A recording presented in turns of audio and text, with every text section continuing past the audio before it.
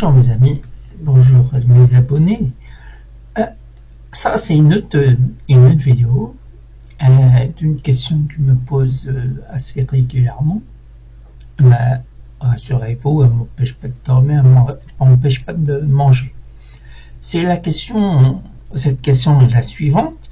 Pourquoi les gens, quand ils ont un souci, et vous pouvez me répondre à votre façon dans les commentaires, pourquoi les gens, quand ils ont un souci, ils vont chercher plutôt la confirmation de leur souci? Pourquoi ils passent leur temps à aller à l'encontre des gens, de la famille, des amis, etc., pour qu'ils leur disent « Oui, tu es dans cette situation. Oui, tu as vécu ça, je l'ai aussi vécu. Oui, tu es dans un sale drap moralement. Oui, ceci, oui, cela, que la confirmation. » Mais est-ce que c'est pour autant qu'ils ont trouvé la solution? Non. Parce que la solution, ça m'est arrivé, si je vous raconte ça, c'est que ça m'est arrivé d'essayer de trouver une solution à une personne qui... ça, c'est dans mes amis, bien sûr. Mes clients, je me comporte autrement. Ça m'est arrivé de tomber sur des gens, des amis donc, qui me disent Cal, voilà, j'ai eu ça. Donc moi, mon instinct, c'est de trouver un début de solution, un début de quelque chose, donc dans la discussion. Mais au bout d'un certain temps, bien sûr, mais en attendant ce temps-là, il comprend pas qu'il faut aller chercher la solution. Il veut m'entendre dire oui, tu es dans cette situation, oui, et tu subis ça moralement, tu subis ça et ça et ça, et quand j'aborde un début de solution, un début de quelque chose pour avancer, pour mettre un pas devant l'autre, je sais pas, on dirait qu'il déconnecte, on dirait qu'il veut, vous savez, il vous regarde parler, il voit la bouche bouger, mais il y a aucun son qui part, il n'entend pas de son, il voit que la bouche bouger. Donc j'ai l'impression que, comme je l'ai dit dans différentes vidéos, l'être humain, en général bien sûr, l'être humain il va pas chercher à aller de mieux en mieux. Je crois qu'il va, pour aller bien, enfin je souhaite pour la personne qui est dans ce cas-là, pour aller bien, il faut qu'il touche le fond, il faut qu'il soit plus profond que profond. Vous m'avez compris.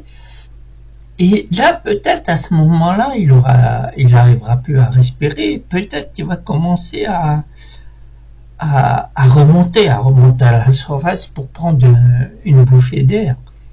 Mais en attendant, au lieu au lieu de perdre son temps à creuser plus profond que profond, il va perdre son temps, il va toucher le fond, il n'aura toujours pas eu de solution.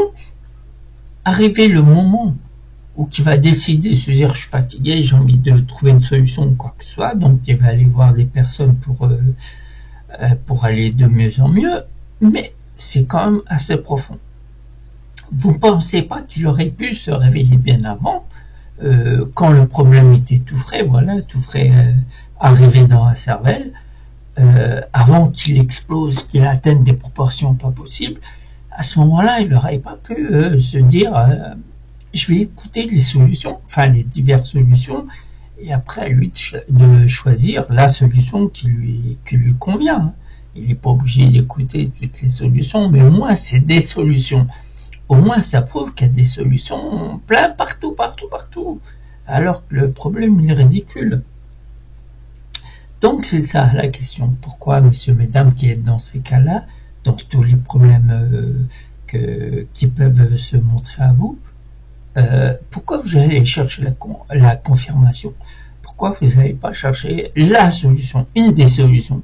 Parce que vous savez très bien que les solutions, ça nous aide. Si on écoute la personne qui apporte une solution, ça va nous enlever une épine du pied, parce que vous allez vous dire ah bah tiens, c'est vrai que en prenant cette direction, peut-être que c'est peut-être pas la bonne solution, mais c'est une solution. Donc, messieurs, dames, réveillez-vous quand même. Vous savez, il y a beaucoup de personnes qui ont des méthodes à eux-mêmes, vous savez, propres à eux-mêmes. Il y en a qui font des thérapies sur la photo, sur l'image de soi, pour que la personne s'accepte telle qu'elle. Il y en a qui c'est le dessin, vous savez, l'art-thérapie. Il y en a, il y a diverses façons de bien-être pour retrouver son amour propre. Mais qu'est-ce que vous faites, messieurs, mesdames? La plupart, bien sûr, vous allez vous tourner sur la personne qui vous dit oui, tu vis dans ce cas-là. Oui, tu es dépressif, oui, tu es malheureux, oui, c'est bien, reste-y. Alors qu'il va pas du tout écouter la personne qui va dire en prenant cette direction, ça va peut-être te convenir, essaye, tu verras, peut-être que... Non, il va pas l'écouter. Combien de fois je me suis retrouvé avec des amis dans ce cas-là, mais je sais pas, j'ai l'impression qu'il y a, vous savez, un mur anti-bruit qui se met entre nous quand on aborde les solutions. On a l'impression que cet homme ou cette femme veut rester dans ce... Comme ça, moi je pense, à mon avis, bien sûr, vous direz le vôtre si vous voulez, que en restant dans ce concept hein, du mal-être, ça attire l'attention de beaucoup de personnes. Ça attire l'attention de beaucoup de personnes. Donc la personne qui est dans ce cas-là, il veut pas arriver au fait que les gens ne s'intéressent plus à cette personne parce que il va vouloir s'en sortir. Donc dans sa tête, il se dit si je m'en sors, il y aura moins de gens qui vont s'intéresser à moi. C'est un drôle de concept quand même. Si je m'en sors, il y aura moins. Donc, comme je veux qu'il y a beaucoup de personnes qui s'intéressent à moi, je reste dans ce milieu dépressif, ce milieu monotone, morose. J'ai envie de rester, malgré que ça le fatigue, malgré ça l'épuise, il est tout le temps agressif et tout. Donc, non, il ne veut pas sortir de, entre guillemets, sa zone de confort. Enfin, ça confort désagréable quand même.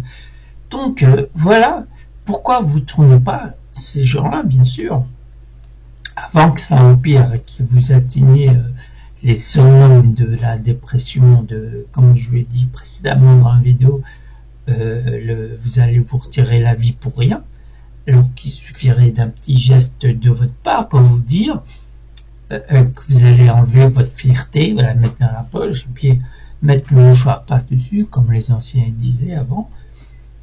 Non, ils veulent pas faire d'efforts, parce que c'est tellement simple d'être dans la dépression, c'est tellement simple d'être fatigué et d'avoir mal au crâne, de s'en protège tout le monde, c'est tellement simple de laisser aller ses sentiments négatifs et s'en prendre aux autres, parce que quand les personnes se trouvent dans ce cas-là, ils se sentent comment je peux dire, ils ont l'impression que tout le monde s'intéresse à eux parce que ça leur donne la valeur d'être comment je vais dire, d'être dans cet état-là de dépression, de méchanceté, d'irrespect, ça leur donne la valeur, mais pourtant ça ne donne pas la valeur, parce que moi par exemple quand je vois cette personne-là, je lui donne pas de valeur, je lâche prise. Si la personne elle n'est pas dans l'optique de chercher une solution, je lâche prise, je m'en vais, je calcule pas. Mais le jour qu'il demandera par exemple de l'aide, il n'y a pas de problème. Cette personne, la porte est ouverte, voilà, c'est toi, machin, dis-moi ce qui se passe. Là, arrivé à ce moment-là, bien sûr, je suis là, il n'y a pas de problème. Mais la personne, franchement, quand on dit le lâcher prise, c'est autant pour les gens qui n'arrivent pas à se débarrasser du passé, autant que les gens tout va bien pour eux, et pour pas rentrer dans une situation conflictuelle qui n'est pas de leur faute. Bon, à ce moment-là aussi, ils peuvent lâcher prise. Moi, combien de reprises je lâche prise? Parce qu'il n'y a pas de solution. Je ne vais pas me mêler d'un problème qui n'est pas le mien. je suis simplement là pour faire ouvrir les yeux. Et puis voilà, donc, et puis en sachant que la personne n'avait pas à s'en sortir, ou a du mal à s'en sortir. C'est pas qu'elle a du mal, c'est qu'elle veut pas s'en sortir du tout. Donc je sais pas franchement, messieurs, mesdames qui êtes dans cette position-là, je sais pas quelle force vous retient pour rester dans la négativité. Après, là on dit le mal n'existe pas. Le bien n'existe pas non plus. Donc ça veut dire entre guillemets Dieu et le diable n'existent pas. Pour les croyants, ils vénèrent, oui, en quelque sorte, Dieu et toutes ses créations, la terre, le ciel, la nature et tout. Et pour ceux qui ne croient pas en Dieu, donc ils croient au mal. Donc le mal, les croyants, ils l'appellent le diable. Donc le diable, il est toujours là en train de vous titiller l'esprit. Donc moi, quand je dis le diable, interprétez-le comme le mal. Il est toujours là pour vous titiller l'esprit, pour aller au pire. Pire vous faites, mieux c'est pour lui. Donc il va continuer, vous allez entretenir cette soif de méchanceté en lui. Hein. Je parle du diable, du mauvais. Et comme ça, il va rester accroché à vous. Mais combien de temps ? Combien de temps, messieurs, dames, il va rester vous allez passer une vie entière dans cette situation. Vous allez passer une vie entière à déprimer, à être fatigué. Parce que vous savez, dès que vous sortez quelqu'un dans la dépression, et puis plein de choses mauvaises comme ça, vous savez que dès que vous sortez de chez vous, vous allez vous en prendre à quelqu'un, d'une manière ou d'une autre. Sur une petite parole de rien du tout, vous allez vous en prendre à quelqu'un. Donc, dites-moi, messieurs, mesdames, qui êtes dans ce cas-là, pourquoi vous n'allez pas voir, il y a de nombreux. C'est vrai que ça reste une minorité. Mais cette minorité, il faut la valoriser. Les gens qui voient le positif autour d'eux, sans arrêt, ils voient le positif, même dans le négatif, ils voient le positif. Donc, pourquoi vous tournez pas vers eux pour qu'ils puissent vous apporter quelque chose? Parce qu'ils ont ça dans l'esprit, ça dans le sang, ils le respirent et tout, le bien-être, Pourquoi le mot bien-être, ça vous fait peur? Pourquoi, quand on parle à contraire de ce que je dis, pourquoi, quand on parle méchanceté, le mal-être, pourquoi ça vous attire? Pourquoi ça vous donne une telle pression, telle adrénaline? Cette adrénaline, bien sûr, elle est néfaste pour vous, pour votre esprit, pour votre corps, pour votre entourage. Parce que dites-vous, si vous êtes comme ça, vous allez écouter des personnes qui vous sont chères, que de la famille et tout quanti, j'en passe. Donc, pourquoi être dans cette situation alors que c'est simple? C'est tellement simple d'être bien, c'est simple. Il y a toujours un laps de temps, plus ou moins long, par rapport à votre motivation de vouloir s'en sortir, pour être bien. Pourquoi cet effort vous avez du mal à faire? Pourquoi vous ne voulez pas aller vers les gens qui apportent le bien-être? Pourquoi vous avez l'impression que la personne qui est pas secrète, qui est réservée, qui garde les trucs personnels à lui, qui est ouvert aux gens, mais qui critique pas les gens, qui est pas dans la négativité, qui va pas vous encourager à faire un truc de mauvais, elle va plutôt vous encourager, vous dissuader de pas faire tel truc qui pourrait vous nuire. Donc pourquoi cette attirance vers le mal, vers la méchanceté, vers la dépression, vers la colère, vers la jalousie, la haine? Comme j'ai dit dans une précédente vidéo, qu'est-ce qu'ils vous ont fait, ces gens-là? Ces gens qui apportent la lumière, ces gens qui vous apportent une ouverture d'esprit qui vous permettra d'aller bien à votre tour. Franchement, j'ai fait des tonnes et des tonnes de vidéos, j'ai fait un blog, et je pense qu'il y a beaucoup de thérapeutes, de coachs qui travaillent dans le bien, qui n'ont pas autant de succès que ça. J'en suis sûr et certain, parce que si vous regardez bien par déduction, l'être humain il est méchant quand même. Vous allez lui puiser le bien qui se cache au fond de lui, pour qu'à ce moment-là, il s'aperçoit que le fait d'être bien, c'est bien. Il n'y a pas d'autre mot à dire, le fait d'être bien, c'est bien. Et le fait d'être mal, ça apporte plein de mauvaises choses. Je sais pas, vous êtes mal, vous n'êtes pas bien, vous êtes toujours en colère, toujours frustré, ça épuise, ça fatigue. Et après, vous allez vous plaindre, ça arrive à un moment donné de votre vie, quelqu'un qui est toujours dans la frustration, toujours en colère, etc., etc. Après, il aura des palpitations, il aura des vertiges, il va se retrouver à l'hôpital. Pourquoi? C'est parce que les nerfs, ils ont tellement pris le dessus que votre corps, il tient plus. Vous avez mal partout, vous avez mal aux articulations, vous avez mal là, vous avez mal là, vous avez mal partout. Alors que vous voyez pertinemment, vous voyez une personne qui est bien dans sa tête, bien dans son corps, et vous voulez pas lui ressembler. Je sais qu'il y a une certaine jalousie qui traîne dans l'ambiance, dans la société et tout, mais cette jalousie, vous pouvez pas la mettre dans la poche et essayer de pas lui ressembler, pas ressembler à la personne qui est bien, mais essayer de prendre son chemin, parce que vous savez que le chemin qu'il a pris, c'est le chemin agréable. Bien sûr, votre chemin, il sera différent, mais voilà, il sera légèrement différent pour que vous puissiez, que vous adaptiez à votre bien-être, au futur bien-être que vous voulez avoir. Donc, pourquoi cette méprise? Pourquoi du bien-être? Le bien-être, putain, c'est un mot, on a l'impression que c'est un mot, c'est comme si je vous ai insulté depuis des générations.